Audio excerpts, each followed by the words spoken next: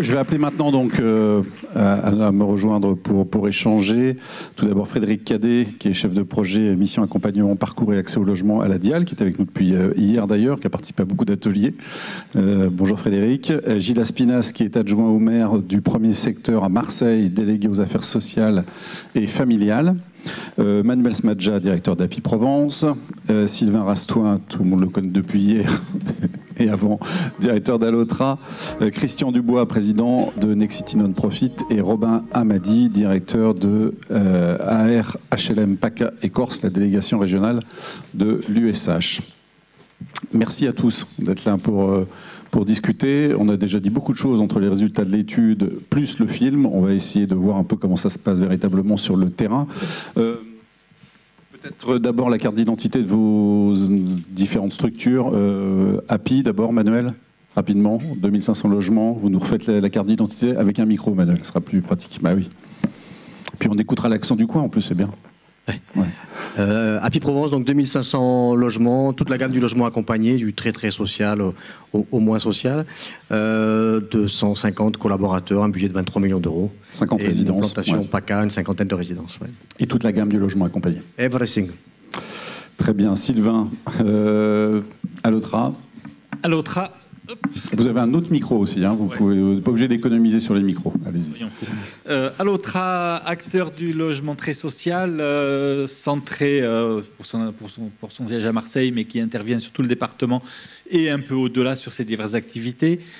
Une histoire bien sûr qui vient du foyer de travailleurs migrants des années 50 et jusqu'aux années 90, et puis des résidences sociales aujourd'hui, bientôt des pensions de famille.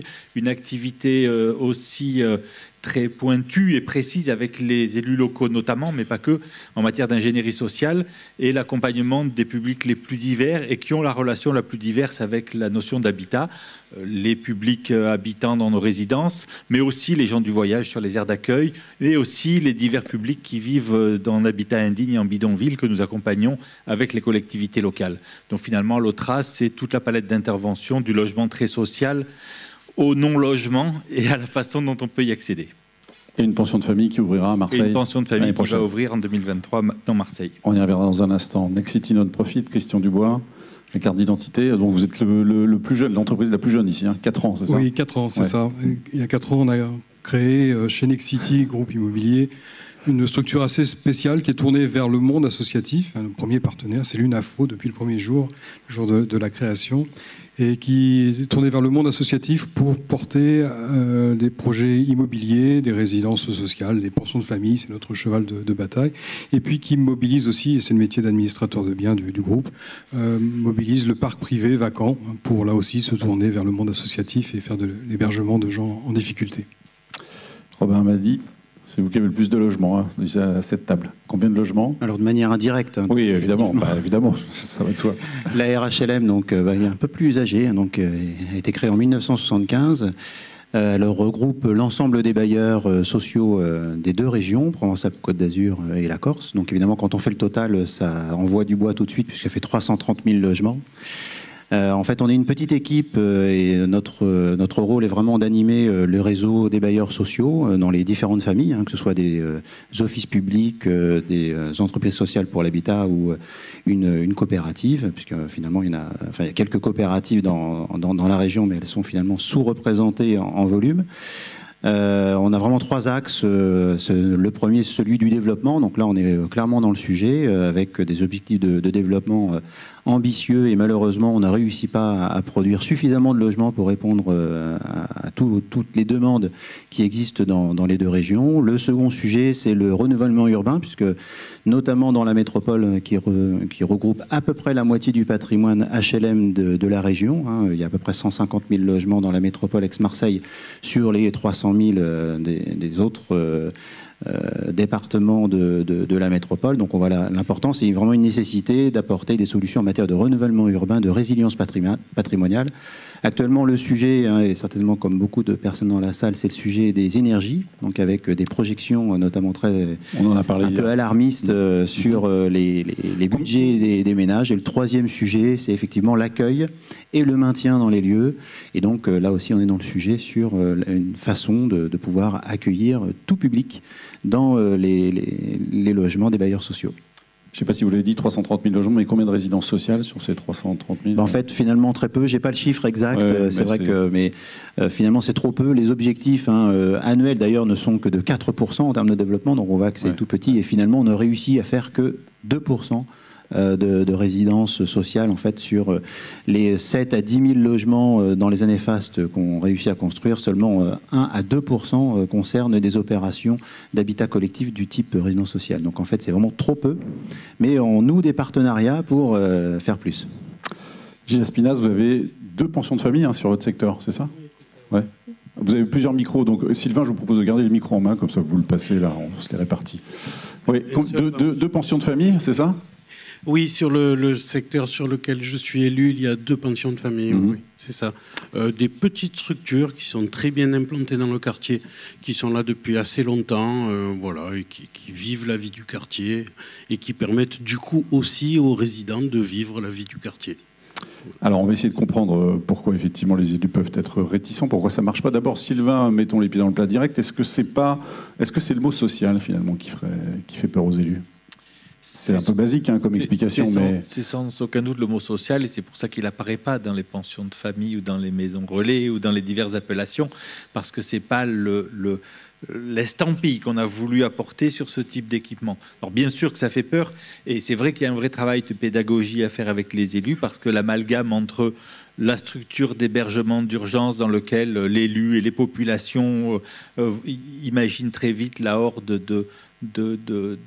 de sans-abri à leur porte. Ils vont avoir une situation d'exclusion sociale sur leur territoire. Je force le trait, mais il y a une vraie confusion entre le logement accompagné, la pension de famille, la résidence sociale et le foyer d'urgence d'hébergement. Et il ne faut pas oublier que malheureusement, c'est quand même un trait de nos civilisations, c'est qu'on pense tous que les structures d'hébergement, comme les structures pour handicap, ou voire même pour les personnes très âgées ou les EHPAD, c'est très bien et nécessaire, mais un peu plus loin. C'est très classique et ça existe aussi, bien sûr, dans ce domaine-là. Nous, tout l'enjeu, c'est de faire comprendre que ces pensions de famille et ces résidences sociales, c'est d'abord du logement. C'est du logement d'abord, mais c'est d'abord du logement. Ce sont des espaces sur lesquels les personnes vivent autant en harmonie et aussi en harmonie que les personnes du quartier. Et c'est quand même ça, me semble-t-il, je parle sous votre contrôle, mais je ne pense pas qu'on soit en désaccord sur ce coup-là. Le principal enjeu d'un élu, c'est de faire en sorte que les populations de territoire sur lequel il est élu y vivent en harmonie. Quels que soient les moyens, quelle que soit l'idéologie qu'on met derrière, quelle que soit la conception économique qu'on peut y voir, l'objectif, c'est celui-là. Et nous, ce qu'on doit apporter, et je reviendrai plus longuement tout à l'heure peut-être sur l'étude qu'on vient de voir, sur le film qui a suivi, on reviendra après sur ça l'illustre beaucoup. La première chose qu'on doit porter, c'est que ce type de lieu, ce ne sont pas des équipements, ce sont des lieux où on vit. Ce type de lieu, il contribue à l'harmonie du territoire et aux besoins des populations qui y vivent. On y reviendra. Robin m'a dit, pourquoi, selon vous, les élus ne veulent pas forcément en entendre parler de nos résidences sociales ? En fait, je pense que c'est peut-être par méconnaissance, finalement. C'est-à-dire que...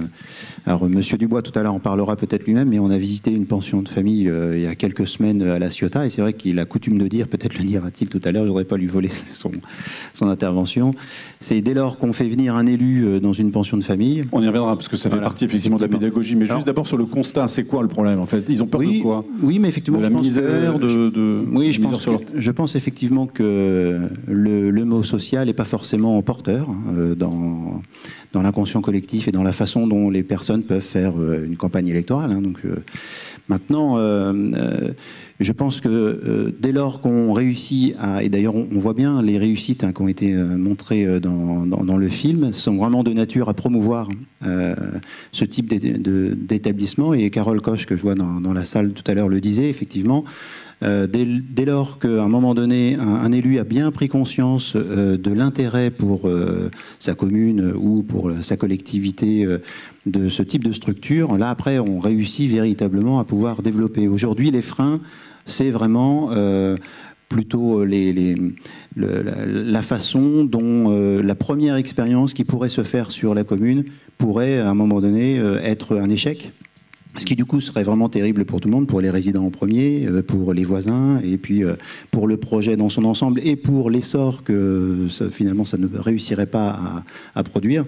Donc je pense qu'aujourd'hui il y a beaucoup d'a priori, de la méconnaissance qui fait qu'il y a des réticences qui finalement sont non fondées. Et c'est là aussi où le rôle des bailleurs sociaux, c'est vrai que donc nous finalement on est plutôt en général le constructeur.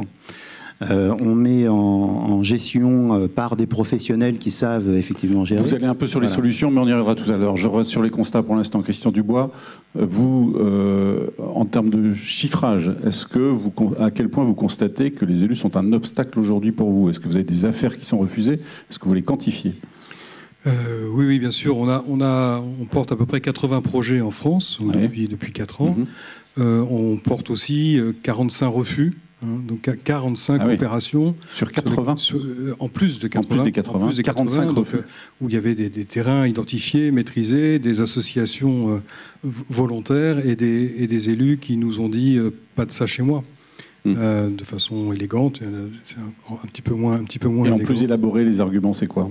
Au-delà du pas de ça chez moi. C'est pas le mot social qui fait peur. Je dirais que dans pension de famille, c'est le mot famille.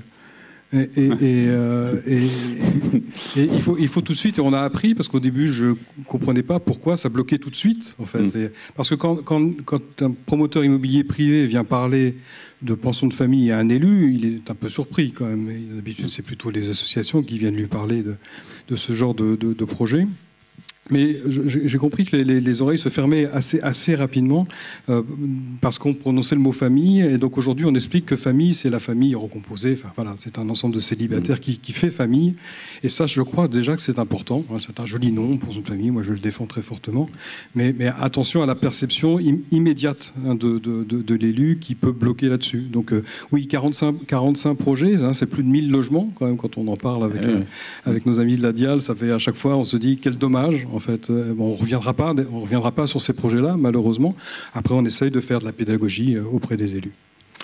Il y a quand même des arguments qui font mal aux oreilles, Frédéric Cadet, non? Oui, tout à fait. Enfin, on l'entend, manifestement. Alors, le constat, c'est quand même sans doute une méconnaissance. Alors, on parle beaucoup là des pensions de famille, alors, notamment avec Christian Dubois, puisque les projets en l'espèce, ce sont des pensions de famille. Et c'est vrai que pour le coup, sur les pensions de famille, on a quand même, on est arrivé à un stade où on a une connaissance assez précise. Enfin, on a une visibilité sur, voilà, on a une politique publique très volontariste, on a des acteurs très impliqués, très investis, et on voit que le plan a mis du temps à se mettre en route. Enfin, il a fallu plusieurs années avant d'arriver à atteindre un rythme satisfaisant eu égard aux objectifs qui étaient fixés dans le cadre du plan logement d'abord. Donc c'est vrai que les pensions de famille, pour le coup, sont extrêmement intéressantes. Alors, on viendra aux résidences sociales après, mais partant de ce constat, voilà, l'ensemble des fédérations nationales qui sont investies sur le sujet, avec donc la DIAL et puis l'USH, on s'est dit, comment on va faire? Enfin, il y a un constat, il y a ce constat, il y a trop de projets qui sont bloqués, c'est pas possible. Il y a des besoins qui sont forts, on le sait, et il faut vraiment qu'on arrive à trouver les bons leviers pour lever justement toutes ces réticences, voire ces oppositions parfois de certains élus. Donc il faut travailler sur les représentations. Exactement, tout à fait. Et pour y travailler, le constat, c'est que bien souvent, c'est la pédagogie qui porte ses fruits. C'est la démonstration par l'exemple qui lève un certain nombre de ces représentations justement, ou qui casse complètement certains préjugés. Vous pouvez me parler de cette mission que vous avez confiée à la direction interministérielle de la transformation publique. C'est quoi exactement? Pour travailler justement sur les représentations. Oui, tout à fait. Alors, en effet, on voit que souvent, l'opposition des élus est remontée comme un frein. Maintenant, l'idée, c'est il faut qu'on ait une vision beaucoup plus précise de, notamment, alors en l'espèce, ça porte sur les pensions de famille, cette étude qu'on a confiée à la DITP, donc la direction interministérielle de la transformation publique. Qui a en son sein une section spécialisée dans les sciences comportementales. Et donc c'est sur cette section qu'on souhaite s'appuyer pour poursuivre ces travaux, tout simplement pour vraiment identifier, alors effectivement, dans un projet de pension de famille présenté à un élu, qu'est-ce qui bloque à un moment donné? Est-ce que c'est le terme pension de famille, parce que derrière, qu'est-ce qu'il y a comme représentation? Il y a vraiment, alors la DITP a missionné un bureau, le BIT qui est spécialisé dans ces sciences comportementales, Ils ont mené un certain nombre d'entretiens avec tous les acteurs investis dans les projets de pension de famille pour vraiment cibler bien les problématiques qui remontent. À ce stade, voilà, ils voient bien qu'il y a des freins, mais de quel ordre, de quelle nature, enfin, qu'est-ce qui fait que... donc, ils ont, à l'issue de ces entretiens, établi un protocole... Avec des élus. Alors, ils ont aujourd'hui, non, ils ont plutôt été voir les fédérations nationales. Là, ils vont maintenant envoyer un questionnaire aux élus. Exactement, ils ont travaillé sur une enquête qui va être prochainement communiquée au maximum d'élus par tous les vecteurs possibles qu'on a pu identifier. Et l'idée, en effet, c'est via ce questionnaire où voilà, ils l'ont monté de sorte à ce qu'on puisse vraiment identifier les points qui bloquent aujourd'hui.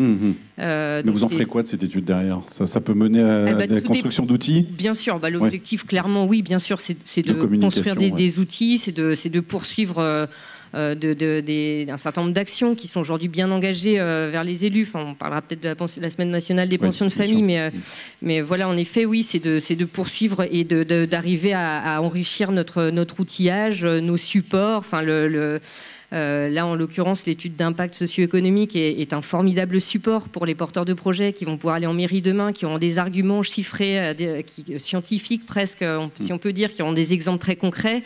Et l'idée, c'est voilà, d'avoir un peu plus d'outillage, mais encore une fois, tout dépend de ce qui ressortira de cette enquête, parce que, encore une fois, on manque un petit peu d'objectivation sur les freins qui sont ceux... des élus aujourd'hui dans les projets présentés par les porteurs. Au niveau alors on a un élu à la table ronde, donc très bien. Vous, qu'est-ce que vous en pensez ? L'idée, c'est pas de vous viser particulièrement, mais parce que vous échangez aussi avec vos collègues, confrères, pairs. Qu'est-ce que vous entendez chez des élus qui refusent ce type de structure ? Alors, je ne me sens pas du tout visé parce que je vous avoue que je suis un peu décontenancé. Ce que vous entendez ? Je suis un peu décontenancé, non pas parce que j'entends, mais par le thème. C'est que moi, je suis élu du centre-ville de Marseille avec tous les problèmes qu'on connaît, toutes les personnes qui sont à la rue, toutes les personnes qui sont mal logées, et ainsi de suite. Tout à l'heure, dans le compte-rendu de l'étude, on disait qu'est-ce qu'attend un élu ? Quel est son principal objectif ? Quand on est élu, le principal objectif, c'est de résoudre le problème des gens qui sont sur votre territoire. Voilà. Après, il y a peut-être des facteurs économiques, mais la question centrale, elle est là. Je parle en mon nom, mais je pense que je peux parler au nom de l'ensemble des élus en responsabilité à Marseille. Quand vous devez vous occuper d'un territoire où des gens sont mal logés, où des gens sont à la rue, ou ainsi de suite, non, une pension de famille, une résidence relais, ça ne vous fait pas peur. Ce qui vous fait peur, c'est d'en manquer. Parce qu'il faut bien trouver des solutions. Enfin voilà, excusez-moi, je suis un peu décontenancé parce que j'ai du mal à me placer dans cette... Mais si le débat existe, c'est que malheureusement, il y a ces questions-là. Excusez-moi ? Je dis, si le débat existe et si on le fait ici, c'est que malheureusement, il y a... Oui, mais je me demande, voilà, quelqu'un qui viendrait pour me convaincre qu'il faut installer sur le territoire une pension de famille ou une maison relais, voilà, face aux difficultés que l'on voit dans notre population et ainsi de suite, la difficulté, ça va être de me convaincre qu'il ne faut pas le faire. Voilà. Quand tout à l'heure dans la discussion, on disait comment peut-on convaincre un élu ? Mais comme toujours, comme dans tout, c'est-à-dire qu'il faut commencer par écouter la personne. Quel est son problème ? Quel est le problème de l'élu ? Qu'est-ce qu'il doit résoudre ? Et effectivement, dans bien des cas, le logement accompagné, en règle générale, c'est pratiquement la meilleure solution. Donc voilà, pour répondre à votre question, j'y répondrai comme ça. Ouais. Et je pense que n'importe quel élu, quelle que soit sa sensibilité politique, lorsqu'on amène une solution, évidemment qu'il va vous écouter. Voilà. Après, j'entends tout à fait qu'il y a des représentations à casser et qu'il peut y avoir des signifiants qui peuvent faire peur, et ainsi de suite. Mais y compris au niveau de la population, quand on rassemble la population dans une réunion publique et que, pareil, on écoute la population, quel est leur problème. Mais si l'élu réagit comme ça, c'est qu'il pense à sa population, justement, et à sa réaction. Tout à fait. C'est le seul but d'un élu. Et, à partir du moment où on va écouter la population, où elle va vous faire part des problèmes, où on va essayer ensemble avec la population de trouver des solutions, effectivement, le logement accompagné fait solution dans bien des cas. Donc voilà. Manuel, est-ce que les élus que vous rencontrez, ils ont compris que la résidence sociale, c'était un outil d'attractivité du territoire ? Parce que ça, c'est quand même pas simple à expliquer. Non. Non. Vous avez le sens du spectacle. Pardon, monsieur l'élu. Vous êtes un courageux, vous êtes ici. Et très honnêtement, je tiens à vous remercier parce qu'on a eu beaucoup de mal à mobiliser un élu. On est quand même sur des territoires où aujourd'hui, rappelons-le, il y a les Bouches-du-Rhône, peut-être. Je ne connais pas bien. Moi, je connais bien les Alpes-Maritimes et le Var. On est à moins de 10% de logements locatifs sociaux. Donc la question du logement accompagné, elle vient en second temps. C'est-à-dire déjà, on est en sous-effectif et déjà, on a une problématique de représentation. Allez, je vais faire de la provoque. Ce qui gêne les élus aujourd'hui, c'est les PD. Et ils ne sont pas forcément homophobes. Plan départemental d'hébergement des plus démunis. C'est les plus démunis qui inquiètent nos élus. C'est aujourd'hui la question de l'attribution, du droit de réservation de l'État. Ils sont carencés. Donc en plus, il y a Action Logement qui doit leur filer les droits de réservation. On va loger que les pauvres. C'est ça l'enjeu. Une fois qu'on arrive à expliquer à un élu que le logement social, ce n'est pas une contrainte, mais que c'est un atout pour son territoire, que le logement social, c'est, comme le disait Sylvain, c'est pas le truc que c'est bien mis à côté, mais que c'est bien pour chez soi, parce que pouvoir d'achat, quel est le meilleur produit aujourd'hui qui permet d'améliorer le pouvoir d'achat que le logement social? Et c'est ce qui est démontré dans la résidence sociale. C'est le meilleur outil de relance de l'économie territoriale, puisque comme on fait faire des économies sur le loyer grâce à des aides, notamment et de l'APL, ça permet aux acteurs du territoire qui n'auraient pas les moyens de le faire. Donc c'est un formidable outil d'attractivité. Il se trouve que j'ai été sollicité il y a peu de temps. L'Institut Montaigne va sortir Côte d'Azur 2040, aujourd'hui ou demain. Il y a les élus, puis il y a le monde économique. Les chefs d'entreprise aussi continuent à penser que le logement social, c'est quelque chose qui n'est pas bon pour eux. Et en même temps, on leur dit, oui, mais il y a 70% de la population qui rentre dedans, donc ça doit répondre. Et la résidence sociale, des salariés aussi à loger. Il y a notamment aux salariés, dans le logement social, bien évidemment, et c'est déjà pas facile. Dans la question de la mobilité, oui, c'est comment rendre nos territoires attractifs. Et tout à l'heure, Carole de Lurage l'a formidablement dit, c'est un outil extraordinaire de mobilité. C'est pas le logement social qui va y répondre, c'est pas le parc privé non plus, c'est nos outils de la résidence sociale qui permettent d'avoir cette attractivité pour nos territoires. Donc oui, il faut démontrer aux élus. Pardon, juste, oui, il faut de la pédagogie. Quand vous dites mobilité, c'est-à-dire c'est quoi? Pour les stagiaires, pour les apprentis, les jeunes actifs? Toutes les résidences sociales jeunes, toutes les résidences sociales globalement, c'est du temps court. Donc oui, les apprentis, les étudiants, les stagiaires, les jeunes qui décohabitent, enfin tout, sur la résidence sociale jeune, tout le panel de la jeunesse aujourd'hui. C'est aussi des jeunes qui seraient en difficulté et en errance et qui ont besoin d'un petit coup de pouce et qu'on retrouverait demain avec de grandes difficultés et qu'on va remettre sur le tapis. Voilà ce que c'est que la résidence sociale. C'est aussi tout le secteur d'accompagnement de public qui, s'ils étaient dans le parc social traditionnel, rencontreraient des difficultés, poseraient des difficultés à l'environnement. Et la résidence sociale, c'est un acteur de proximité avec un interlocuteur dédié que le maire peut aller voir. J'ai un problème, paf, je vais voir mon interlocuteur direct. Et avec une diversité d'offres qui permet de satisfaire tous les besoins, quasi. Et ça c'est la richesse de la résidence sociale. C'est-à-dire qu'on peut décliner la résidence sociale sur toutes les problématiques du territoire. Nous, quand on va voir un maire, on lui dit, c'est quoi ton problème? Pardon. Monsieur le maire, quel est votre souci?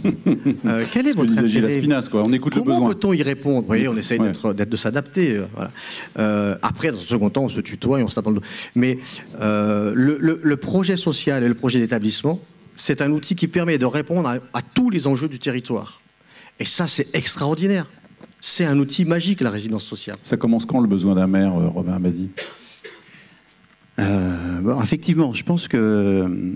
je voudrais compléter un peu le propos parce qu'effectivement, moi, je suis aussi totalement dans la même veine. C'est-à-dire qu'effectivement, le logement social, que ce soit des résidences sociales ou le logement d'habitation classique social, c'est vrai qu'on n'y pense pas suffisamment en période de crise et en période d'inflation actuelle. C'est effectivement un formidable bouclier pour les ménages qui y vivent en matière d'inflation, même si les loyers vont augmenter, ça reste malgré tout une hausse qui est quand même très largement inférieure à celle de l'inflation.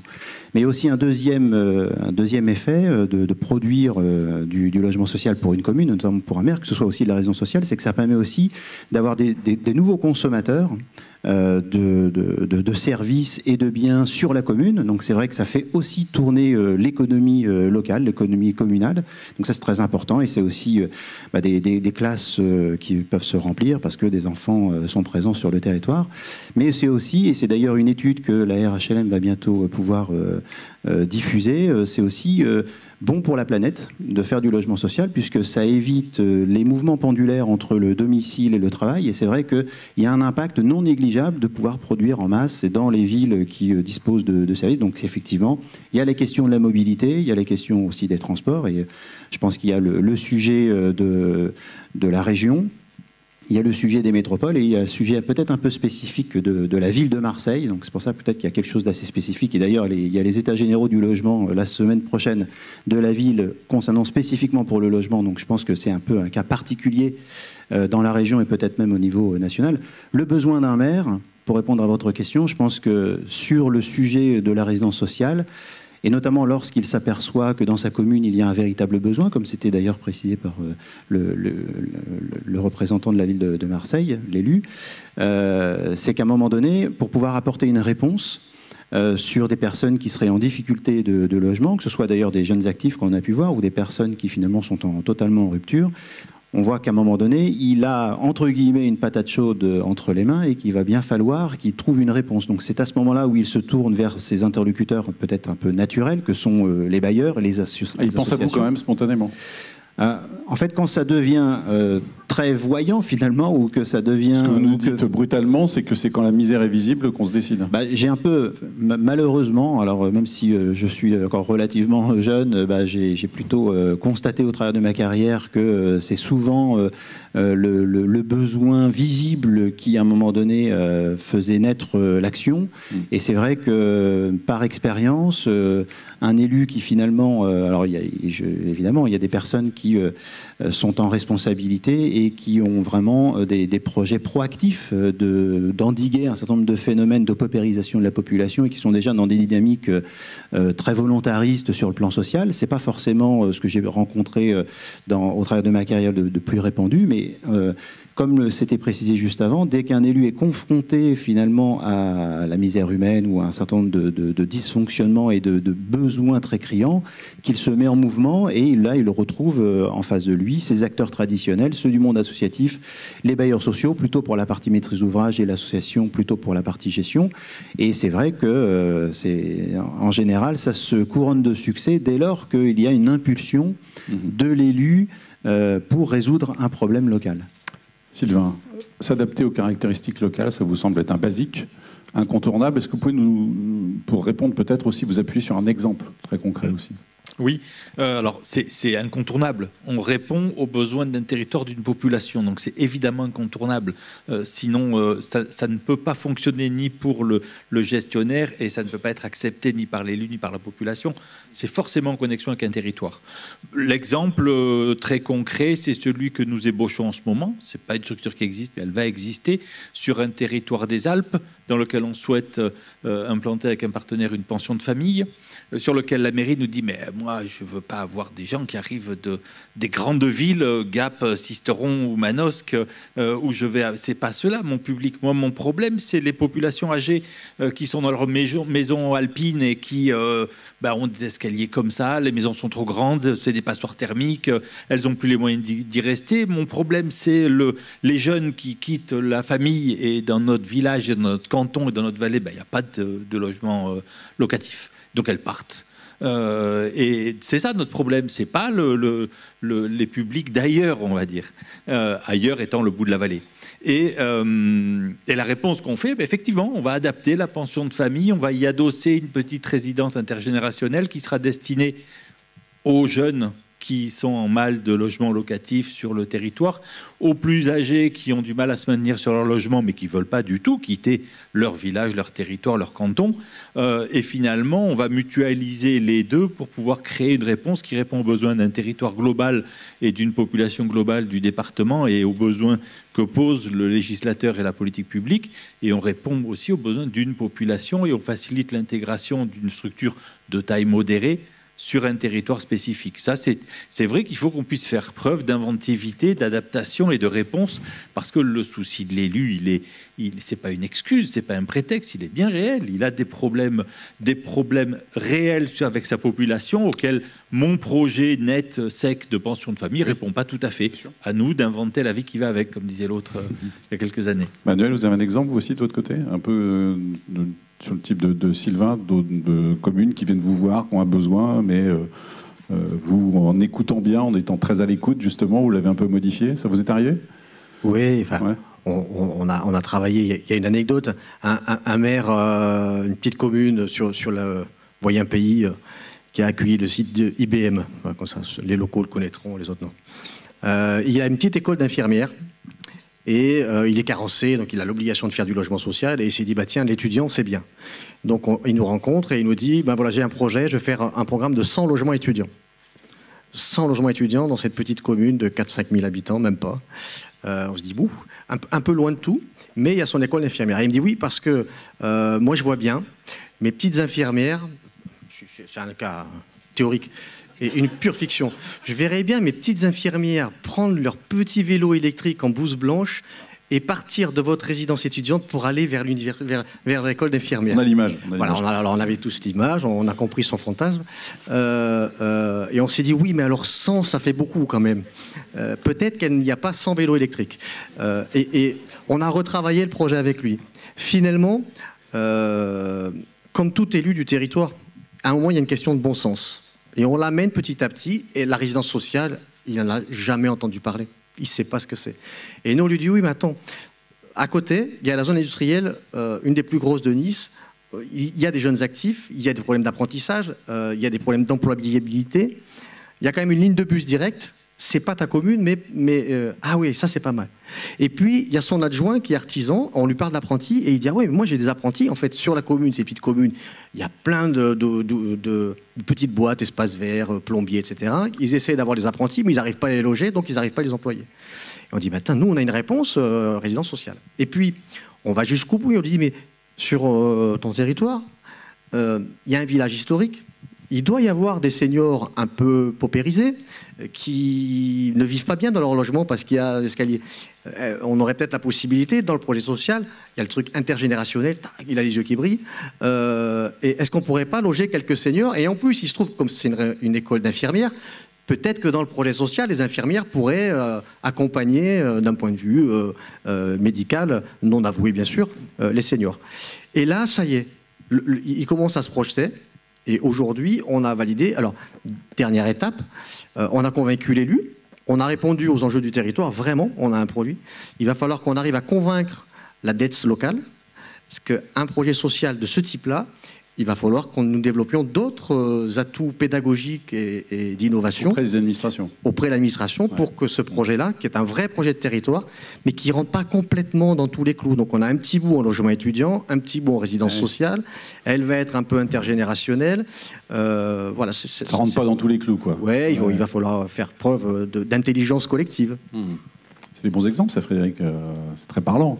Enfin, l'écoute du besoin, c'est la base, quoi. Ça, oui, bien évidemment, et c'est le quotidien, c'est votre quotidien de travailler avec les maires, d'identifier les besoins, de voir comment un projet peut se monter, mais c'est le quotidien aussi. Enfin, je sais que vous travaillez aussi avec des services de l'État, et c'est aussi leur quotidien, parce qu'on en parle aussi avec eux tout le temps, et ils nous font part aussi de des réflexions, de la manière dont ils montent les projets, dont ils les adaptent aux besoins, à la réalité des territoires. Ils arrivent à tout mettre dans les cases, même si a priori ça ne doit pas y être. Je crois que le terme, on va pas parler comme ça. Enfin, je pense pas que ce soit adapté. On n'essaie pas de rentrer dans des cases. Alors, je sais bien que derrière, il y a des sujets de comment on finance, etc., sur comment on peut mobiliser tel ou tel, mais on n'essaie pas nécessairement de faire rentrer dans des cases.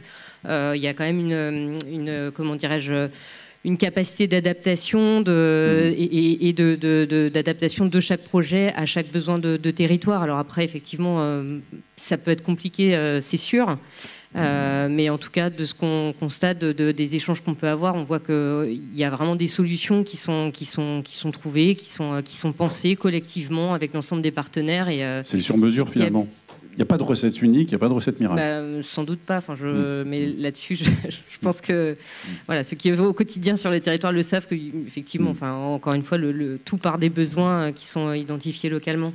Vous êtes mieux reçu dans les communes carencées en SRU, Christian Dubois? Oui, c'est souvent une réponse qu'on peut apporter aux élus qui sont confrontés à la pression du préfet.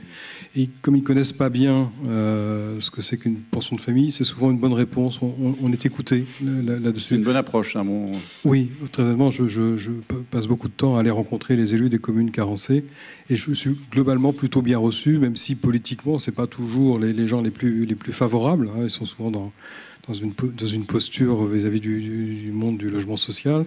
Mais là, ce public-là, ils entendent, puis ça leur permet aussi de montrer au service de l'État qu'ils font un effort. Donc, c'est plutôt bien. L'autre cible aussi, là où on est bien reçu, c'est les élus où il y a déjà une pension de famille.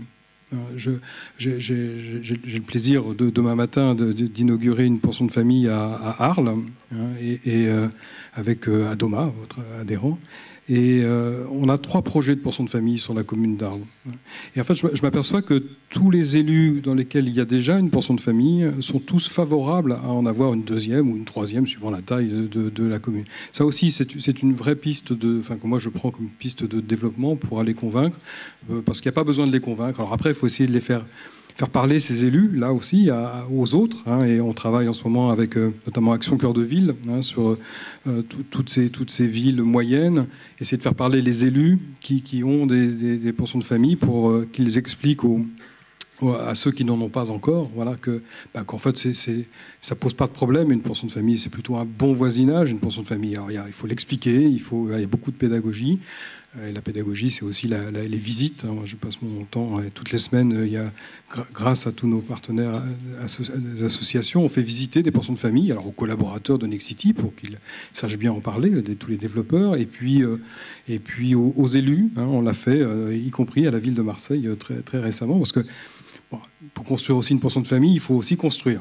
Hein, donc il faut avoir une volonté quand on ne veut pas construire, et comme il n'y a que l'abbé Pierre qui savait construire sans permis de construire, le permis de vivre. Hein. Bon.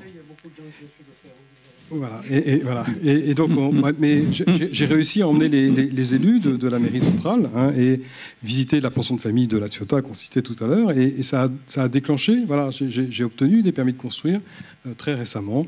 Et j'en suis ravi parce qu'on a aujourd'hui 4 projets de pension de famille sur la ville de Marseille. Voilà. Donc c'est beaucoup de pédagogie. Essayer en effet d'être dans l'écoute et de se dire quelles sont les problématiques et de parler. Comme tu le disais tout à l'heure, parler des gens, et parler des gens eux-mêmes et pas de faire de généralité, parce que dans une pension de famille, c'est ça qu'on voit dans une visite de pension de famille, c'est qu'on voit qu'on n'a pas une catégorie, mais qu'on a plein de gens très, très, très divers, très, très différents. C'est très riche, en fait, une visite de pension de famille. On n'en ressort pas tout à fait indemne quand c'est la première fois. Mais en tout cas, on en ressent, je pense, on en ressort un peu meilleur. Voilà. Monsieur Aspinas, au-delà d'utilité sociale, est-ce que, alors vous-même ou vos confrères, comment êtes-vous convaincu de l'utilité économique aussi des résidences sociales? Qu'est-ce qui vous fait croire? Alors d'abord, juste pour préciser, parce qu'il faut que je sois honnête, quand je ne suis pas élu dans le civil, je travaille dans le social et pendant de nombreuses années, j'ai géré un accueil de jour. Donc du coup, je connais, un peu sensible, je sais ce qu'est une pension de famille. Ah oui, évidemment. Et du coup, effectivement, je ne suis pas à convaincre parce que l'utilité, je la vois. Bien sûr. Mais l'utilité économique. Alors, excusez-moi, juste là-dessus, j'entends bien que d'autres collègues élus ne peuvent ne pas connaître ces dispositifs et avoir besoin d'être plus convaincus ou au moins rassurés. Et je pense qu'effectivement, les pensions de famille n'ont que des arguments à ce niveau-là. C'est-à-dire qu'effectivement, lorsque d'abord vous logez des gens qui auraient du mal à l'être autrement, et ça c'est un problème pour les élus, je pense qu'il y a quelque chose de fondamental aussi comme argument, c'est le fait d'être accompagné. C'est-à-dire que voilà, lorsque vous êtes élu, vous vous dites telle population pourrait poser problème, comment je vais faire pour gérer ça et tout. Et lorsque vous proposez à la fois du logement et en même temps un accompagnement, lorsqu'on arrive à expliquer ça, évidemment, dans la tête de l'élu, il peut se dire, bon, ça va quand même résoudre un certain nombre de problèmes. Sur la question de l'économique, alors d'abord, évidemment, une pension de famille, ça crée des emplois sur un territoire. Évidemment. Ça ramène des gens vers l'emploi. Parce que lorsque l'on est mal logé, lorsqu'on est à la rue et ainsi de suite, la question de l'emploi va venir beaucoup plus loin. La question de la participation à la vie économique va venir beaucoup plus loin.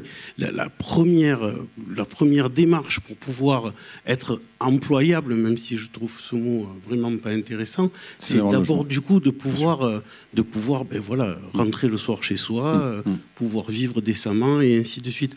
Donc il y a tout un tas de facteurs comme ça qui vont venir bénéficier au développement économique d'un secteur. Ensuite, sur l'attractivité pour les entreprises.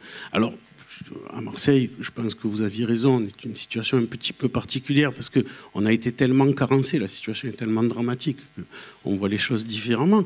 Mais lorsque vous gérez un territoire où il y a énormément de gens à la rue, il y a énormément de gens qui ne vont pas bien à cause de la question du logement et ainsi de suite, je peux vous dire que c'est très difficile de convaincre une entreprise de venir.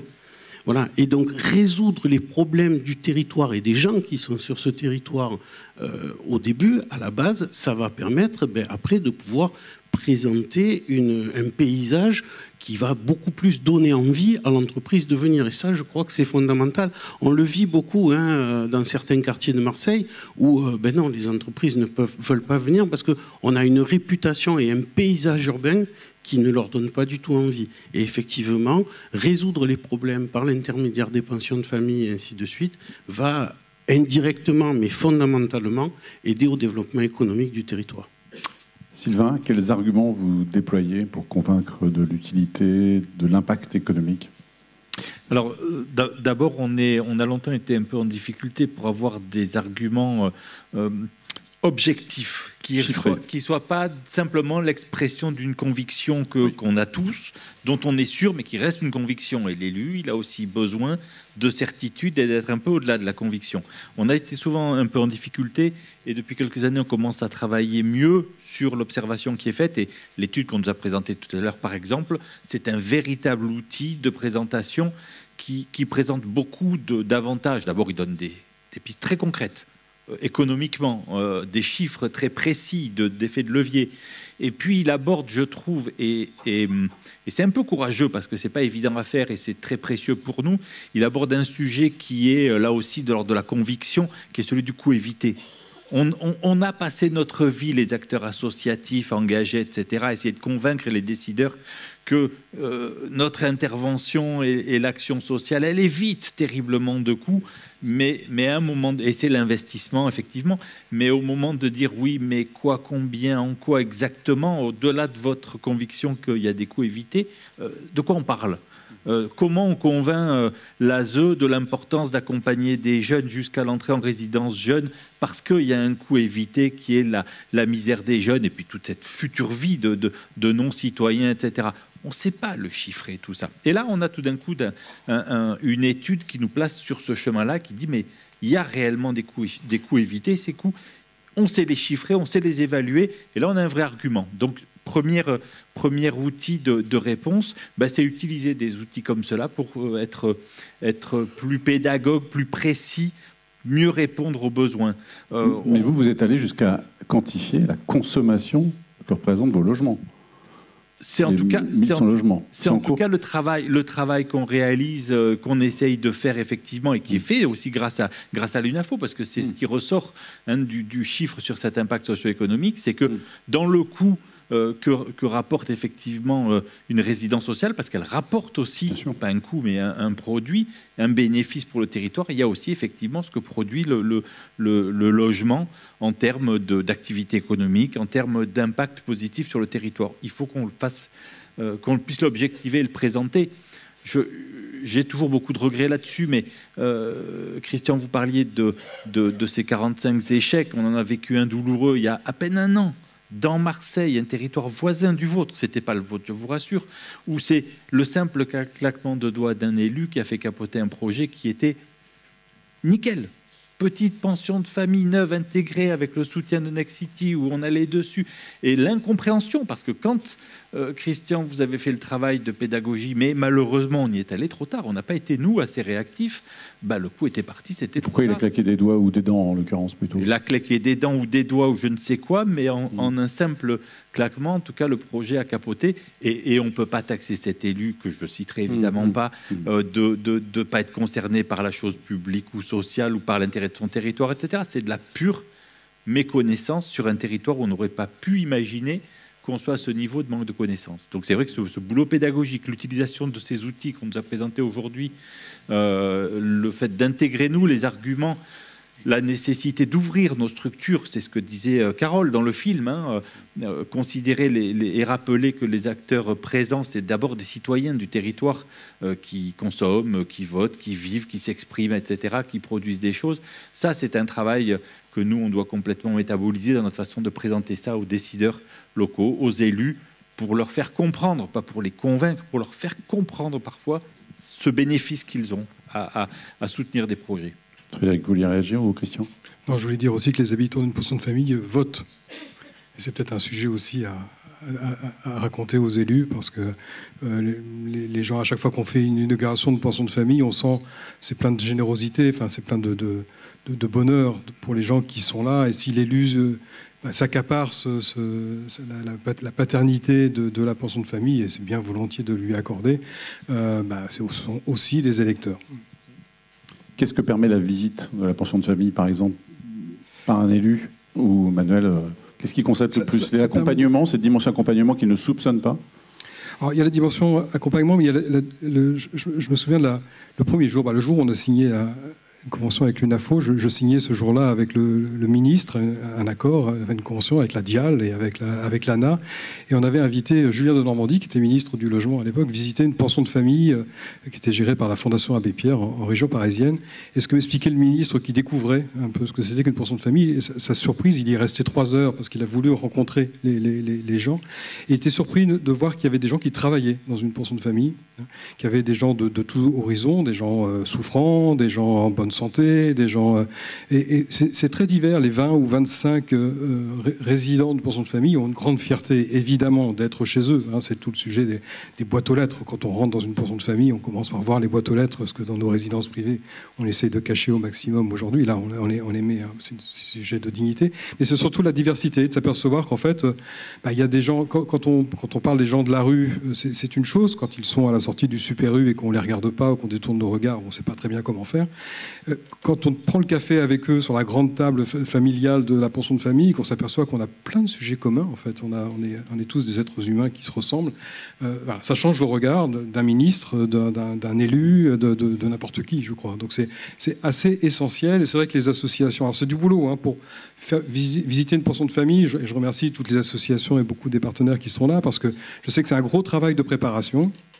Parce qu'on ne peut pas débarquer comme ça à 5, 6, 7 ou 8, visiter une pension de famille, rentrer chez les gens. On est chez les gens. Donc et donc il y a tout un travail de préparation que fait l'association, mais c'est simplement bénéfique pour le regard de l'élu, je parle de l'élu, mais aussi de l'administration, et puis des collaborateurs, de l'ensemble des acteurs. Juste pour rebondir, d'ailleurs, parce que vous disiez c'est beaucoup de travail pour organiser ces visites, etc. Et de fait, alors je rebondis parce que je voulais vraiment remercier tous ceux qui s'investissent dans la Semaine nationale des pensions de famille. C'est tout l'enjeu de cette semaine-là, justement, d'ouvrir les structures, de donner à voir, de faire la démonstration en réussissant à faire venir les différents partenaires. Alors les élus, on cible les élus quand on réfléchit à l'organisation de cette semaine avec l'ensemble des fédérations. On se dit comment on va réussir à faire venir les élus, parce que vraiment on aimerait bien qu'à cette occasion-là et pendant cette semaine-là, ils viennent dans les pensions de famille. On essaye de trouver différents leviers pour y arriver, mais en tout état de cause, voilà, c'est incroyable. Cette année, il y a eu quand même 300 pensions de famille et résidences accueil qui se sont mobilisés, qui ont organisé, qui ont fait des portes ouvertes, qui ont fait des expositions, énormément de manifestations, et vraiment bravo et merci à tous pour votre implication, parce que ça sera sans doute essentiel justement dans toute cette valorisation, cette promotion des pensions de famille pour renverser un certain nombre de représentations et autres.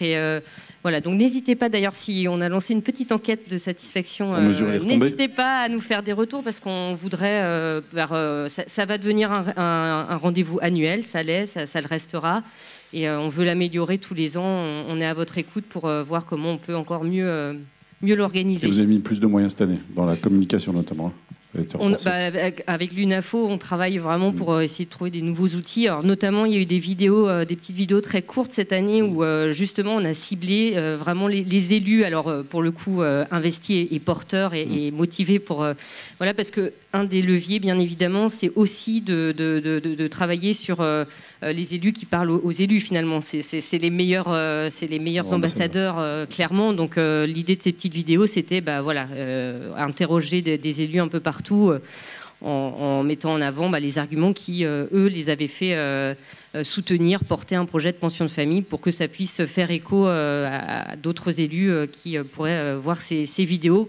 Voilà, qu'on peut d'ailleurs, qui peuvent continuer à être partagées, diffusées, etc. Manuel. Alors, une annonce commerciale, on vient de trouver l'idée de Happy Incentive. Donc, on organise des voyages séminaires avec visite de pension de famille. Je vous donnerai les éléments de tarification pour ceux qui sont intéressés à la sortie. La question de la visite, on est très orienté pension de famille, résidence sociale. On est sur, quand on emmène un élu, d'abord, c'est quelqu'un de pragmatique. Toujours. Et donc, la démonstration par l'exemplarité, il n'y a pas mieux. On est dans une société de l'émotion. Parler d'une pension de famille, résidence sociale, un machin, on fait des calculs, le SRU, ça. Quand on amène un humain dans une résidence, que ce soit une pension de famille, que ce soit une résidence, un FJT, une résidence sociale, il va voir en face un autre être humain. Et à un moment, ça peut être moi. C'est-à-dire que dans les parcours des pensions de famille, il y a des gens, on se dit, merde, ah ouais, lui, il était taxi, et puis il a divorcé, puis il a mal vécu son divorce, et puis du coup, il a picolé, il a perdu son permis, il s'est retrouvé à la rue, et puis, boule de neige. Et ça, finalement, ça peut être moi demain. Donc déjà, il y a quelque chose de fort émotionnellement. C'est la même chose quand on parle de FJT, de MNA, etc. Quand on emmène un élu et qu'il rencontre... Nous, on l'a fait concours sur une commune, et en off, le maire a voulu visiter. Génial dans le cas d'un concours, d'accord. Et puis, il rencontre une pension de famille, un FJT. Et là, dans le FJT, le hasard fait que on n'avait rien préparé. Et il rencontre un jeune qui vient et qui lui dit « Ah mais moi je viens de tel pays d'Afrique, j'ai traversé la Méditerranée, tiens j'ai perdu ma sœur et puis mon frère dans le truc, bon. Et puis finalement j'ai été accueilli par une association, puis là j'ai fait de l'apprentissage et aujourd'hui je travaille chez un carrossier. Ah ouais, génial ça. Et puis il y en a une autre qui arrive qui dit « Ah ben moi j'ai été, pareil, la petite jeune fille là, je suis ingénieur en informatique, mais en fait j'ai ma famille qui m'a foutu dehors parce que j'avais des pratiques sexuelles qui ne correspondaient pas au truc. » Et quelque part, c'est tous ces gens-là qui sont ceux qui ne voulaient pas voir, enfin qui ne connaissent pas, c'est des gens vachement sympas. Alors certains ont des troubles dans la pension de famille. Il y en a un qui est arrivé, il avait reçu le RSA récemment. Il a fêté l'arrivée du RSA en phase avec le Beaujolais nouveau. Il a réinvesti dans l'économie locale. Mais merci, monsieur le maire. Oui, mais c'est vrai, quand on fait une visite, ça y est, on sort de l'approche administrative, technocratique ou des a priori. On est dans l'humain. Et en même temps, on se rend compte que finalement, autre point positif, il y a un interlocuteur local. Il y a un acteur de proximité avec l'ensemble des résidences sociales. Il y a un acteur d'animation du territoire, parce que ce qui a été évoqué, on va animer tout un réseau d'acteurs. Et combien de résidences sociales, quelles qu'elles soient, deviennent l'animateur du territoire, c'est-à-dire que dans la fête des voisins, eh ben, c'est dans cet établissement-là. En plus, il y a une salle qui est faite pour ça, et il y a tous les gens du quartier qui vont y venir. C'est-à-dire que ça devient un élément d'animation et de vie du quartier. Quand on a réussi ça et qu'un élu le voit, il n'y en a pas beaucoup qui résistent. Et nous, on a fait des visites avec élus, conseil syndical, syndicat de copropriétaires, les voisins, et on les a amenés petit à petit, on a fait des petits groupes dans des structures pour leur démontrer ce que c'était. Une fois qu'ils l'ont vu, peu restent défavorables au projet. Robin, tout à l'heure, je l'ai interrompu. Oui, tout à l'heure, en fait, on parlait de la partie économique, et donc Alors, je ne vais pas revenir sur la relation entre logement et travail, ça a bien été démontré tout à l'heure. C'est vrai qu'aujourd'hui, il y a un certain nombre de professions qui manquent de main-d'œuvre, et c'est vrai que ici ou là, dans certains territoires, le fait d'avoir une pension de famille, ça permet aussi de pouvoir loger des personnes qui ne seraient pas forcément venues renforcer les rangs d'une profession qui aujourd'hui est en recherche très active de main-d'œuvre. Mais il y a aussi un autre impact qui est cette fois pour le résident. C'est vrai que la façon de l'avis d'échéance qui est envoyé aux locataires, donc c'est une redevance. Et c'est vrai qu'aujourd'hui, dans la façon dont les énergies sont en train de s'envoler, ça a un impact très intéressant pour les résidents, dans la mesure où l'ensemble des abonnements d'énergie, que ce soit pour l'électricité ou pour le gaz, puisqu'en général, soit dans les pensions de famille ou les résidences sociales, il y a des certain nombre de services communs, comme une buanderie, comme un réfectoire, une cuisine qui est collective. Et c'est autant d'abonnements aux énergies qui sont économisés et qui a tendance véritablement à diminuer la facture des énergies pour le locataire. Dans l'habitat traditionnel, on est en train de faire les simulations, c'est-à-dire que si le bouclier tarifaire s'arrêtait en 2023, 2024, 2025, et si les chèques énergie n'existeraient pas, aujourd'hui, un locataire HLM paye environ 1 450 € de charges annuelles. Si on assiste à un doublement des énergies, en effet, c'est plus 1 000 € par an pour les locataires du parc social, ce qui est évidemment une somme qui est totalement insoutenable pour les locataires. Et le modèle de la résidence sociale ou de la pension de famille qui, à un moment donné, vient partager des énergies pour manger, pour se chauffer, pour se laver et puis aussi pour se blanchir, pour les vêtements. Ça permet aussi d'agir sur l'impact des charges, et souvent les gestionnaires de résidence sociale, dans la mesure où ils appellent des redevances, peuvent aussi dans leur comptabilité servir d'amortisseur lorsqu'il y a des fluctuations du coût des énergies, et sur l'impact économique il est assez important, puisque c'est autant de ménages qui vont être en capacité de payer leurs redevances et qui du coup n'iront pas demander des aides auprès des collectivités. Donc il y a aussi cet impact qui est assez important. On parle des élus, Frédéric Cadet, il y a les bailleurs sociaux. Est-ce qu'il n'y a pas aussi un travail à faire pour diminuer leur appréhension aussi vis-à-vis de ces logements ?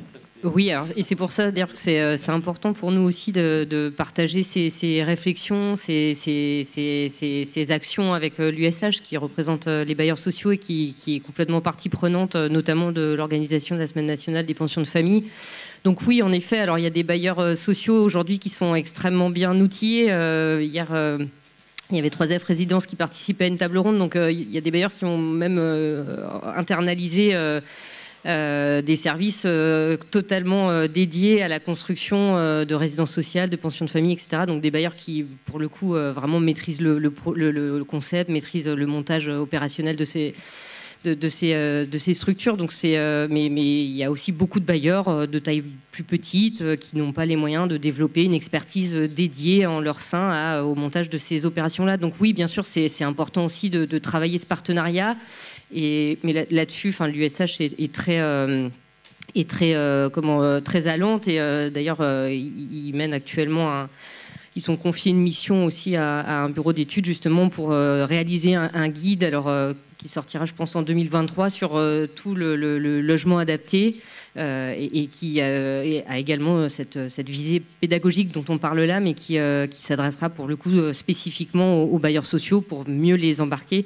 Et peut-être là, Christian Dubois, vous êtes aussi en contact, donc je pense que vous aussi vous les sensibilisez un peu partout aujourd'hui à la manière de faire. En effet, il y a les acteurs spécialisés, et puis il y a ceux qui le sont moins. Et c'est vrai qu'il faut. C'est ce qu'on a fait ensemble, en emmenant les représentants du logement social visiter cette pension de famille de la Ciotat. Et je crois que c'était bénéfique. C'était une lecture. Je profite que j'ai la parole parce que je voudrais faire un peu la suite de l'étude que l'on a vue tout à l'heure et rebondir. Il y a l'utilité économique et puis il y a l'utilité sociale d'une pension de famille ou d'une résidence sociale. Et quand on visitait cette pension de famille de la Ciotat, Bon, c'est une petite association qui s'appelle Station Lumière, qui est adhérente de la FAS, et qui nous a reçus. Ils m'ont bluffé, parce qu'en fait, ils ont, depuis l'ouverture de la pension de famille, c'est la première qu'on ait faite avec la Fondation Abbé Pierre, depuis l'ouverture, on avait fait un bureau pour les hôtes, et ils ont viré le bureau, et en fait, ils ont créé là une petite salle informatique avec une association locale, une petite salle digitale qui accueille les gens du quartier, les personnes âgées du quartier qui ne s'en sortent pas de l'accès à Internet. Et j'ai trouvé, c'est peut-être quelque chose sur lequel il faut qu'on travaille là aussi dans l'appréhension des élus, c'est de dire qu'une résidence sociale, elle peut avoir une utilité pour le quartier. Et ce qui était incroyable, c'est qu'ils ont fait ce lieu qui est utile parce que toutes les personnes du quartier viennent, enfin tous ceux qui en ont besoin, viennent faire leur accès à Internet à cet endroit-là. Donc l'endroit devient ouvert, c'est une pension de famille, devient ouvert sur le quartier. Et les gens qui tiennent cette salle-là sont les gens qui habitent la pension de famille, qui eux aussi, à titre personnel, retrouvent une utilité. Donc l'utilité du lieu par rapport à son environnement, son quartier, et l'utilité des gens dans le lieu, je trouve que c'est une piste peut-être qu'il faut, avec les associations qui portent les projets sociaux, qu'on travaille, parce que ça, c'est peut-être un sujet aussi à développer auprès des collectivités. Oui, bien. Oui. Juste, parce que je vais me faire engueuler par mes équipes si j'oublie de le dire. Il paraît qu'aussi, dans la résidence sociale, il paraît qu'il y a un truc qui s'appelle l'accompagnement social aussi. Il paraît, bon, quelques accompagnateurs sociaux. On a du mal, c'est ce que disait Sylvain tout à l'heure, à le mesurer, ça. Mais en tout cas, ce dont on est certain, c'est que pendant la crise Covid, on a été un extraordinaire amortisseur social. Et on l'a vu dans toutes nos résidences. On a eu, notamment dans les résidences jeunes, des jeunes qui ont craqué, mais beaucoup moins qu'ailleurs. Et ça, ce lien d'accompagnement, il est extrêmement fort. C'est difficile de le mesurer en effet indirect. Et globalement, au-delà de la crise, cet accompagnement social qui est prodigué est un formidable outil par rapport à un territoire. Et M. le maire le rappelait tout à l'heure. C'est vrai que dans ce territoire-là, ça permet souvent de faire tomber pas mal de pression, d'avoir un lieu de dialogue, d'échange et des professionnels qui sont à l'écoute et qui sont en capacité d'aller mobiliser le droit commun pour accompagner les publics en question. Oui, je vous en prie. Oui, je voulais rebondir sur la question de la visite, quand on fait visiter une pension de famille à un élu. Évidemment que lorsque... Voilà, les élus sont des gens comme tout le monde, ils ne sont pas spécifiquement connaisseurs de ce domaine-là et ils peuvent vraiment ne rien en savoir. Du coup, c'est très intéressant de leur faire visiter pour qu'ils se rendent compte, parce qu'ils sont évidemment, comme tout le monde, remplis aussi de représentation. Pensez aussi à l'environnement, à autour. C'est-à-dire que lorsque vous faites visiter une pension de famille à un élu et qu'en même temps vous lui montrez que les gens autour, ben ça va bien, ils sont contents avec cette pension de famille. Et il y en a même qui ne savent même pas qu'il y a une pension de famille à côté, tellement ben, ça se passe bien, il n'y a pas de nuisance et ainsi de suite. Ça aussi c'est très important parce que lorsqu'on va parler de ça à un élu, la première chose qu'il va se dire c'est « Mon Dieu, comment va réagir la population autour ?» Et lorsque l'on lui montre que ça se passe bien, juste, je me souviens, il y a quelques années, alors ce n'était pas une pension de famille, c'était un accueil d'urgence à Paris, dans le 16e arrondissement, lorsque la mairie avait voulu l'implanter, il y a eu une réaction forte, même violente d'une partie de la population. Ce qui est intéressant, mais l'actualité c'est comme ça, on ne revient jamais sur les choses après, ce qui est intéressant c'est qu'on voit maintenant des gens qui faisaient partie de ces manifestations contre cette implantation, et même parmi les plus virulents, qui maintenant sont bénévoles dans le lieu. Et donc on voit bien que lorsque les représentations tombent, eh bien, les gens, les êtres humains sont des êtres humains et ils peuvent être sensibles à beaucoup de choses. Donc voilà, pensez aussi à montrer à l'élu que ça ne pose pas problème dans l'environnement. Et même, je vois, moi, une des pensions de famille qui est sur mon territoire. Juste à côté, à 10 mètres, on a un petit square. Pour des tas de raisons, ce petit square, on n'arrive jamais à en faire quelque chose de bien. Enfin, voilà, c'est un peu compliqué. On est tout le temps en train de se poser des questions. Qu'est-ce qu'on va en faire? Comment on le gère? Ainsi de suite. Et là, la dernière fois que je suis allé les voir, on discutait de ça. Et ils me disent, ben nous, on aimerait bien faire un peu des animations dans le square et ainsi de suite. Et là, la pension de famille devient une solution pour le territoire. Voilà. Donc pensez à ça, aux gens autour. Les voisins peuvent être aussi de bons représentants de la pension de famille. C'est un bon résumé. La résidence sociale est Une solution n'est pas un problème. C'est ce qu'il faut démontrer. Ça résume l'ensemble. Des questions d'autre part dans la salle, si vous voulez. Bertrand, tu voulais prendre la parole. Il y a un micro normalement qui doit circuler, si tout va bien. Voilà, il est là. Il arrive. Pour Bertrand, juste là.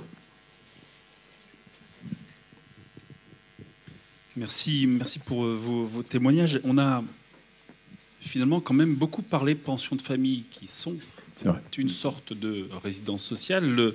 La question effectivement était celle-là, mais était aussi plus élargie aux résidences sociales entre guillemets généralistes ou spécifiques, jeunes, etc. Je crois qu'il y a une question d'acculturation et de long terme aussi, et d'inscription dans des politiques publiques. Et on l'évoquait hier rapidement, et dans mon discours d'ouverture, je le disais, on a besoin d'une ambition volontariste affichée dans les politiques publiques de développer les résidences sociales. Comme on a évoqué beaucoup les pensions de famille, ça veut dire aussi que quelque part, on a déjà atteint comme une certaine réussite. Combien on a développé de pensions de famille ces dernières années? Alors que c'est un sujet quand même extrêmement touchy, quand même. C'est mon côté optimiste, j'en suis désolé, je vois toujours le verre à moitié plein plutôt qu'à moitié vide. Les résidences sociales, aujourd'hui, on est quasiment à zéro. Donc, comme ça a été le cas lors du premier volet du logement d'abord, avec les pensions de famille comme bras armé du logement accompagné au service de la politique du logement d'abord, chiche pour avoir la résidence sociale en tête de chapitre du deuxième volet logement d'abord, et faisons le même travail. Et si dans 4 ans, 5 ans, on se voyait pour dire « Ah, on aurait pu faire mieux, etc. », ça veut dire qu'on aura déjà fait une partie du chemin pour le développement des résidences sociales généralistes. Donc effectivement, il y a un certain nombre de sujets. Alors je suis désolé, je regarde beaucoup Frédéric, mais bon, on est déjà dans la projection de la table ronde à venir dans 2 jours, mais effectivement, il y a tous les sujets communs qu'on a évoqués aujourd'hui, c'est pour ça qu'on est totalement dans le thème, tout ce qui a été dit est extrêmement intéressant, et pourra nous servir aussi pour le développement des résidences sociales en général.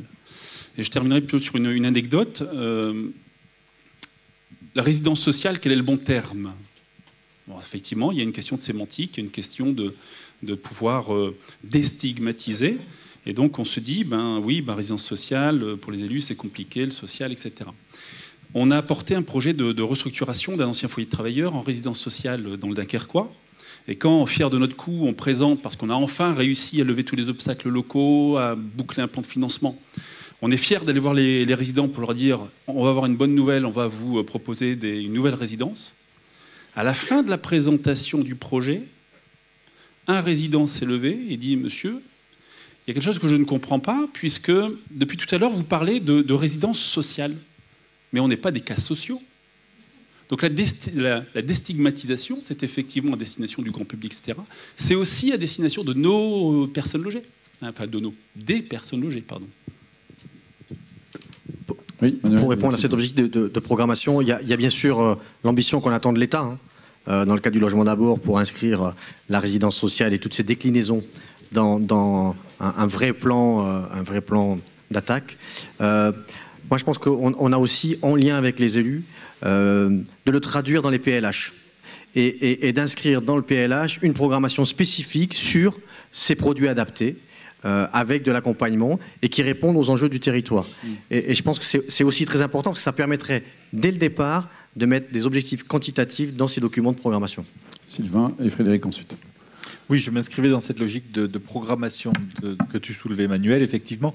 Et pour poursuivre ce que tu disais, Bertrand, on a beaucoup parlé de la pension de famille parce que c'est un modèle qui se développe et qui correspond aux besoins d'une population et d'un besoin, et en tout cas d'une partie de la population. Et on est bien d'accord que les populations qui ont un rapport pas toujours très simple avec l'accès au logement, les problématiques sont multiples, les populations sont multiples, et toutes les formes de résidence sociale aujourd'hui, elles correspondent à ces diverses formes de besoins. La résidence sociale traditionnelle, comme on l'entend, la pension de famille, qui est aussi de résidence sociale, la résidence jeune actif, pour les travailleurs saisonniers, pour une résidence accueil. toutes ces formes différentes, c'est pas juste des cases, c'est des réponses à des populations et à des besoins d'élus.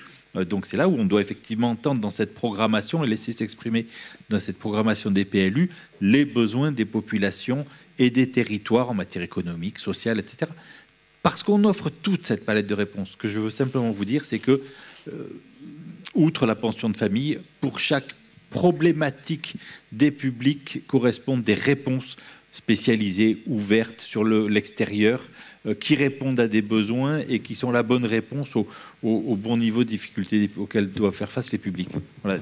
Il y a cette diversité, il y a cette richesse, et il faut juste que nos décideurs et que les populations locales, parce que ce n'est pas que les élus, s'en saisissent, que nous on sache l'expliquer. C'est pour ça qu'à l'OTRA, nous on développe en ce moment une communication vers eux avec de la communication papier, par exemple, sur nos îlots de sérénité, mais sur bien d'autres sujets. Vous avez les plaquettes qui se baladent à l'extérieur. On veut s'adresser aux populations, on veut s'adresser aux élus pour leur faire comprendre cette richesse de réponses et pas comment on va essayer de gérer le problème qu'on impose chez vous. On amène des réponses, des solutions à des difficultés qu'ils ont, pas des problèmes auxquels ils vont devoir faire face. Frédéric ? Oui, alors en effet, on a parlé beaucoup des pensions de famille parce que c'est vraiment un élément au cœur du déploiement du plan Logement d'abord. Pour autant, les résidences sociales dans leur ensemble, elles sont quand même à l'agenda politique depuis maintenant plusieurs années, puisqu'elles ont vraiment été... elles ont fait l'objet de travaux, d'ailleurs, auxquels vous avez tous été associés dans le cadre de la feuille de route des résidences sociales qui avait été annoncée à l'époque par la ministre Madame Wargon, et donc qui a permis d'identifier un certain nombre d'axes de travaux, d'actions pour justement essayer d'intensifier, de soutenir beaucoup plus fortement la production de résidences sociales.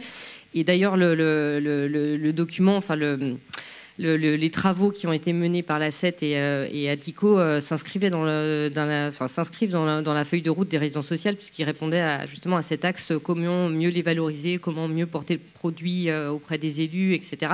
Ça fait partie des axes. L'autre axe, c'est bien sûr de développer, puisque toute la feuille de route vise et cible cet objectif de développer les résidences sociales. Donc là, les travaux, on les a engagés maintenant, ils sont en cours. L'objectif, c'est d'aboutir justement à mieux identifier les besoins des territoires, et donc c'est pour ça que la DIAL a lancé auprès de tous les services de l'État sur les territoires, je pense que nombreux parmi vous ont d'ailleurs été associés à ces travaux, donc a lancé un recensement des besoins en résidence sociale hors pension de famille pour le coup, puisqu'elles sont déjà bien embarquées dans le plan Logement d'abord. Donc on reçoit là les retours des services de l'État, des DETS, des DRETS. Ce sont des résultats bien sûr qu'on va consolider et pour lesquels on souhaite ensuite traduire en une proposition de programmation pluriannuelle. Alors bien évidemment ça sera soumis à validation évidemment du politique, du ministère qui décidera si on peut s'engager dans cette programmation pluriannuelle avec bien évidemment la traduction aussi sur les moyens nécessaires que nécessiterait un tel engagement. Donc ce sont des travaux qui sont en cours et bien évidemment, en tout cas l'objectif, c'est que les résidences sociales figurent dans le cadre du plan Logement d'abord 2, soit en tout cas beaucoup plus mises en lumière dans le cadre du plan Logement 2 et qu'elles s'inscrivent un peu finalement, qu'on réplique cette dynamique qu'on a constatée sur les pensions de famille. Alors on n'est pas tout à fait aux objectifs parce que ça a mis un peu de temps quand même à se mettre en route, mais on a lancé quelque chose et on pense que justement ça va se poursuivre maintenant. Et on souhaite vraiment que les résidences sociales aussi soient embarquées dans cette même dynamique. Donc, en tout cas, les annonces viendront sans doute en début d'année prochaine dans le cadre du plan Logement d'abord 2. Je me permets de terminer, de rebondir, et je me tais à tout jamais. Effectivement, il y a aussi parfois le temps long et le temps court. Enfin, le temps long dans le sens où il y a 10 ans, 11 ans, 12 ans, on ne parlait pas de logement d'abord. Aujourd'hui, tout le monde en parle. Et même si on n'est pas toujours satisfait du résultat, on a quand même énormément à progresser. Il y a 10, 15 ans, 20 ans, on ne parlait pas de pension de famille. Aujourd'hui, on se dit on pourrait faire mieux, mais on a déjà fait beaucoup, donc on peut encore faire mieux. voilà, chiche pour la résidence sociale, parlons-en aujourd'hui pour que dans 5 ans, 10 ans, on se dise, ben voilà, on est parti de rien, on a incarné collectivement une ambition et aujourd'hui on a produit du résultat. Donc dernier point, et là plutôt un point d'éclairage, un témoignage plutôt. En fait, la résidence sociale, elle a les défauts de ses qualités.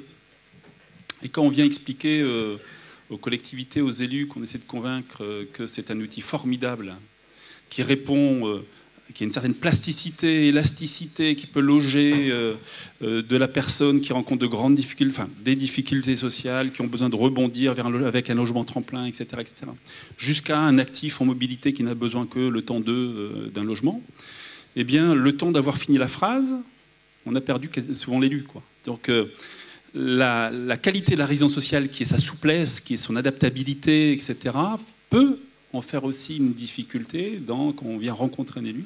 Donc là, il y a un travail un peu collectif aussi, de sémantique, de plateforme de messages à porter. Voilà, comment on dit qu'on peut faire beaucoup de choses, mais sans dire finalement... Parce que tout ce qui est mariculeux est un peu bizarre, donc questionne.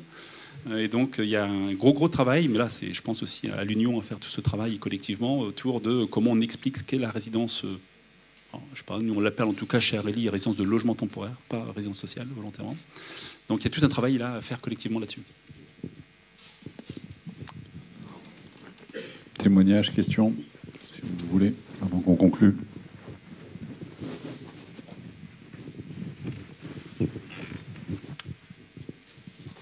Bonjour.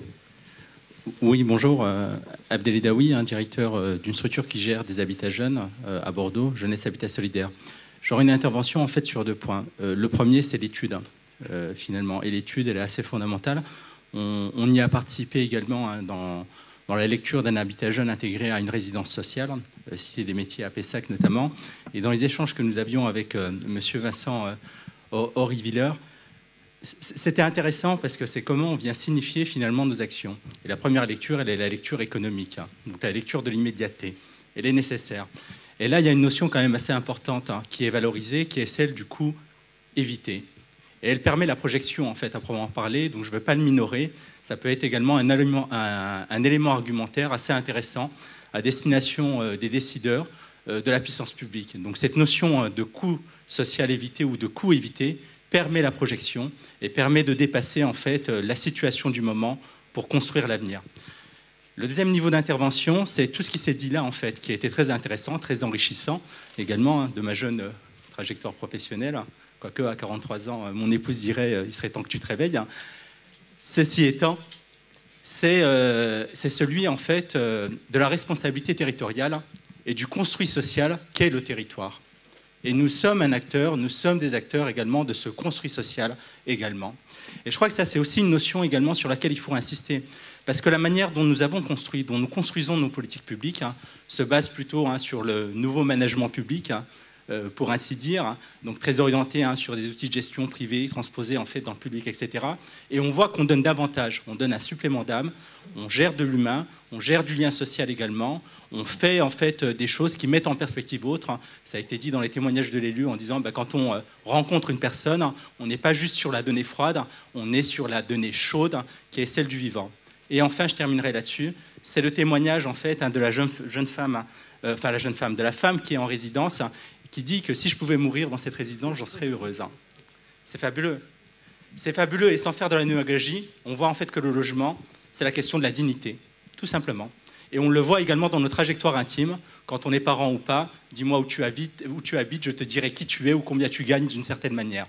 Donc cette question de la dignité, elle est assez fondamentale, et c'est un objet politique au sens premier du terme, qui permet de bien faire société ensemble. Voilà, merci. Merci pour vos paroles. Je vous confirme que vous êtes bien réveillés. D'autres questions? Vos réflexions? Mohamed, oui. Mohamed Boukaïou de l'association Amli. Peut-être juste une remarque et voire une interrogation par rapport à la question de la lisibilité, voire de la visibilité de tous les dispositifs finalement. On a focalisé sur la pension de famille, résidence sociale, qui intègre beaucoup de nature de projets sociaux très différents. Et je pense qu'on ne simplifie pas non plus la compréhension de nos sujets aux partenaires, aux parties prenantes, et notamment les politiques.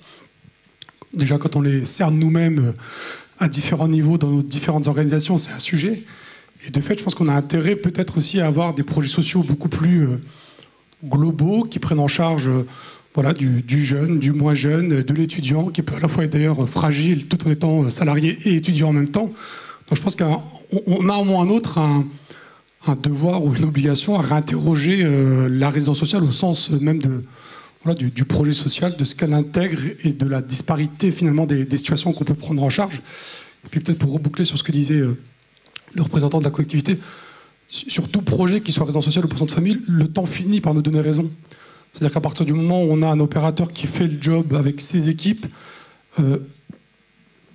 voilà, 3 ans, 4 ans, 5 ans après, il y a quasiment plus de sujets, ou en tout cas, il n'y en a pas. Quand on fait bien le job, il n'y a pas de sujet.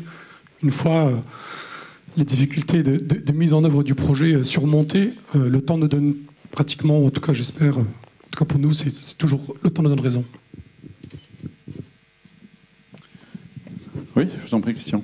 Oui, je veux bien rebondir là-dessus, parce qu'on a un projet en ce moment à Marseille, dans le cadre de la grande opération d'aménagement Euromed, où on a proposé à la collectivité, avec plusieurs associations, le groupe SOS, l'ARS, et puis l'UNAPI, de faire un projet mixte, en fait, où on accueille, il y a une portion de famille, il y a une résidence sociale pour l'accueil des jeunes mamans mineures avec leurs enfants, et puis il y a du logement pour les personnes en situation de handicap qui travaillent pas très loin dans un ESAP.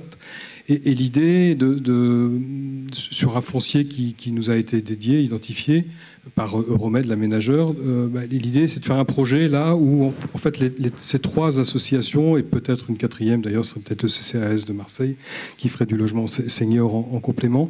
Et moi je trouve que c'est une richesse incroyable de monter ce type de projet où on travaille ensemble avec plusieurs associations. C'est pas si évident que ça au quotidien, mais voilà, on avance.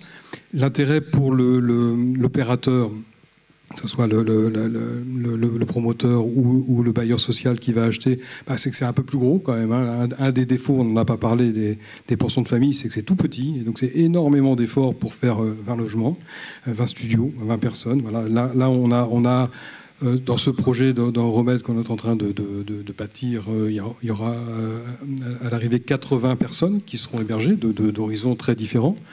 Ça demande en plus, je pense, une exigence architecturale pour faire un bel endroit, hein, qui sublime un petit peu les différentes populations.